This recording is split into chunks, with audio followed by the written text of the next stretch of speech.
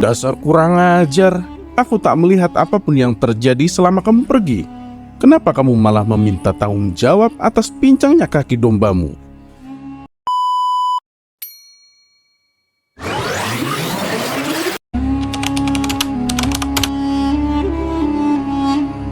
Dikisahkan ada seorang gembala yang mempunyai masalah dengan pendengarannya, alias tuli. Meskipun ia tuli sejak lahir, ia tak pernah mengeluh dengan kekurangannya itu. Kegiatan sehari-harinya adalah mengembalakan domba-dombanya di bukit padang rumput yang tak jauh dari rumahnya. Pada suatu hari saat ia sedang mengembalakan domba-dombanya, ia merasakan sakit perut. Ia sudah tidak kuat menahannya untuk buang air besar. Kebetulan ada seseorang yang tak jauh darinya sedang memotong rumput. Si gembala lalu menghampirinya dan berkata, "Hei kawan, tolong jaga domba-dombaku ya. Dan tolong awasi, jangan sampai ada yang berkeliaran hingga tersesat. Aku akan pulang ke rumah sebentar untuk buang air besar," kata si gembala. Pemotong rumput tersebut ternyata juga tuli. Ia tak mendengar apapun yang dikatakan oleh si gembala. Si pemotong rumput mengira kalau si gembala mau meminta rumputnya. Ia pun menjawab, "Enak saja, mengapa kau tak mencarinya sendiri? Aku di rumah juga banyak hewan ternak yang harus aku beri makan. Sudah sana pergi, jangan ganggu aku," kata si pemotong rumput sembari menggerakkan tangannya. Karena sama-sama tak bisa mendengar, si gembala mengira gerakan tangan yang dilakukan oleh si pemotong rumput merupakan isyarat bahwa dirinya bersedia dan menyuruh si gembala agar cepat pulang. "Terima kasih kawan, kau benar-benar telah menolongku," kata si gembala. Ia pun lantas segera berlari pulang ke rumah. Setelah si gembala menuntaskan hajatnya buang air besar, ia pun kembali menemui si pemotong rumput. Si gembala menghitung domba-dombanya dengan cermat, dan ternyata jumlahnya masih lengkap. Dalam hati ia pun bergumam, "Sungguh luar biasa pribadi pemotong rumput itu. Ia benar-benar bisa dipercaya.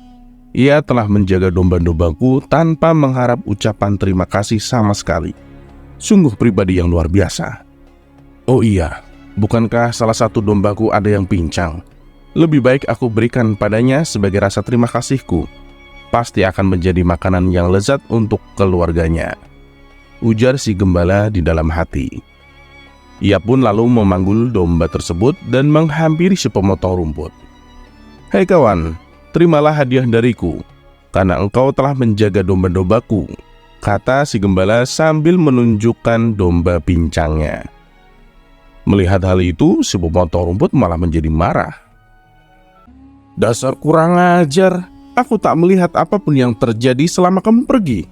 Kenapa kamu malah meminta tanggung jawab atas pincangnya kaki dombamu?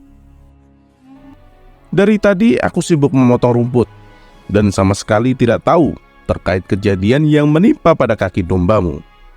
Pergilah, kalau kau mendekat, aku akan memukulmu," ancam si pemotong rumput dengan nada emosi. Si gembala pun menjadi heran. Kenapa si pemotong rumput tiba-tiba marah kepadanya? Tidak berapa lama lewatlah seseorang yang menaiki kuda. Tapi ternyata dia adalah seorang pencuri kuda yang telinganya juga tuli. Dan kuda yang dikendarainya adalah hasil curian. Si gembala lalu berteriak memanggil si penunggang kuda. "Tuan, tolong katakan kepadaku apa yang diucapkan si pemotong rumput ini. Aku ini tuli, tuan. Jadi aku tidak mengerti kenapa ia menolak pemberianku. Malah ia marah kepadaku," ucap si gembala dengan nada emosi. Si pemotong rumput juga tak mau kalah. Ia bicara dengan nada teriak kepada si penunggang kuda. "Begini tuan, dari tadi aku sedang memotong rumput dan tidak tahu apa-apa. Tapi tiba-tiba dia minta tanggung jawab atas pincangnya kaki domba miliknya. Jelas saja saya marah dituduh seperti itu," balas si pemotong rumput. Si penunggang kuda kemudian turun dari kudanya dan menghampiri mereka berdua. Karena ia juga tuli, ia mengira si pemotong rumput dan si penggembala kambing sedang memarahinya karena telah mencuri kudanya. Benar kawan, aku memang barusan mencuri kuda. Tapi aku sungguh tidak tahu kalau kuda ini adalah milik kalian. Maafkan aku kawan, kata si penunggang kuda. Sudah aku katakan, aku tidak tahu apa-apa atas pincangnya domba orang ini, teriak si pemotong rumput. Hei kawan, jelaskan kepadaku mengapa ia menolak pemberianku dan justru marah kepadaku, teriak si gembala. Iya, aku mengaku mencuri kuda. Tapi aku juga tuli, jadi aku tidak tahu siapa di antara kalian yang memiliki kuda ini, teriak si penunggang kuda. Di tengah-tengah keributan yang terjadi, melintaslah Abu Nawas di hadapan mereka. Kala itu Abu Nawas sedang mengalami sakit gigi. Untuk menggerakkan mulutnya saja sakit bukan main, apalagi untuk berbicara. Ketika mereka melihat kehadiran Abu Nawas, mereka mengira Abu Nawas adalah seorang sufi yang alim dan sakti. Karena dari penampilannya, Abu Nawas menggunakan jubah layaknya ulama sufi terpandang. Si pemotong rumput lalu menghentikan Abu Nawas dengan menarik jubahnya. Ia berkata dengan nada berteriak kepada Abu Nawas untuk meminta keadilan. Tuan Sufi, tolonglah saya. Mereka berdua menuduhku melukai dombanya. Si gembala juga berkata kepada Abu Nawas dengan nada teriak.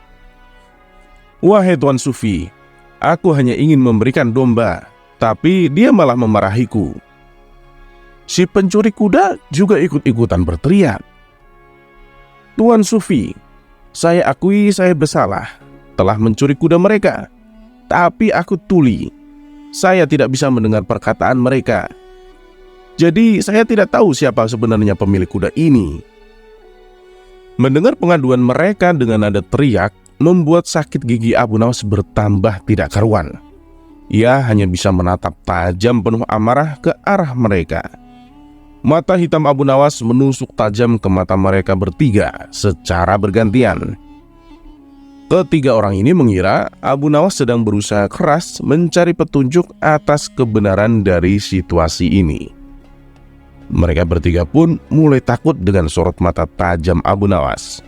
Mereka takut kalau Abu Nawas akan menyihir mereka, atau setidaknya Abu Nawas akan mengendalikan kemauan mereka. Melihat sikap Abu Nawas yang menakutkan itu, si pencuri kuda langsung melompat ke punggung kudanya. Dengan segera memacu kudanya lari kencang-kencang. Begitu pula dengan si gembala.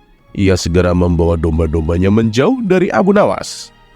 Sementara si pemotong rumput yang sedari tadi gemeteran, ia segera mengemasi hasil sabitan rumputnya ke dalam karung dan mengangkatnya di bahu, lalu berlari menjauhi Abu Nawas. Setelah ketiga orang tersebut berlari karena ketakutan, Abu Nawas lalu melanjutkan perjalanannya. Ia pun berpikir dalam hati, kadang-kadang kata-kata tak berfungsi apa-apa dan tidak terlalu berguna. Mungkin lebih baik orang tidak perlu banyak bicara.